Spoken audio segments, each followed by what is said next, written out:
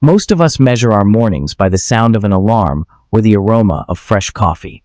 But for 12-year-old Aryan, the morning began with the biting cold of the river mist and the heavy, splintered wood of an old rowing boat.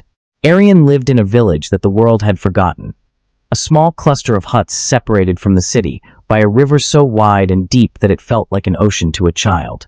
Every single day, while the stars were still visible in the sky, Aryan would begin his journey. His target? A small, crumbling government school on the other side. His father, a fisherman whose body was broken by years of labor, could only offer him one thing: an old, leaking boat and a pair of heavy oars. People in the village laughed. They said, "Aryan, your hands are meant for nets, not pens. Why waste 4 hours a day on a river just to learn alphabets that won't fill your stomach?" But Aryan had a secret. Every time he dipped the oar into the water, he wasn't just moving a boat. He was pushing away the poverty that had haunted his family for generations. His shoulders would ache, his palms would bleed, and the loneliness of the dark river would often make him cry, but he never turned the boat back. The monsoon season in the valley was a time of fear. The river, usually a silent witness, turned into a roaring beast.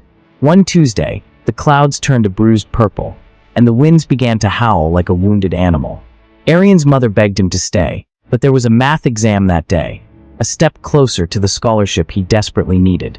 Midway through the crossing, disaster struck.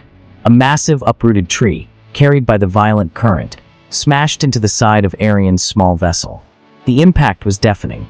One of his oars, the only thing giving him direction, snapped like a toothpick and vanished into the murky depths. Aryan was terrified. He was alone in the middle of a swirling vortex, with no way to steer. For the first time, he screamed for help, but his voice was swallowed by the thunder. He looked at his satchel, the plastic bag holding his books, and saw it floating in the puddle at his feet. In that moment of absolute despair, Aryan had two choices: let the river take him, or find a way to fight a giant with nothing but his bare hands. He grabbed the remaining broken stump of wood, knelt in the freezing water, and began to paddle with a rhythmic, desperate fury. Every muscle in his body felt like it was on fire, but his mind was focused on one thing: the shore. Hours later, a mud-streaked, shivering boy collapsed onto the opposite bank.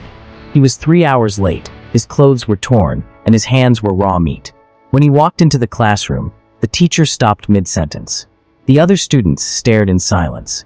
Aryan didn't say a word. He just took out his dry exam paper and started writing. That day, Aryan didn't just pass a math test. He passed the ultimate test of life. 25 years later, that same river still flows, but the village has changed. There is a massive steel-reinforced bridge spanning the water, allowing hundreds of children to walk to school in minutes, safe and dry. That bridge was designed and gifted to the village by one of the country's greatest engineers, Aryan. He never forgot the boy with the broken oar. Today, when Aryan speaks to thousands of young minds, he tells them, "The river will always try to wash you away. The storms will always try to break your oars. But remember, the destination doesn't belong to the one with the fastest boat. It belongs to the one who refuses to stop paddling when the boat starts to sink. Your struggle is not your burden, it is your preparation. Keep rowing, because your bridge is waiting to be built."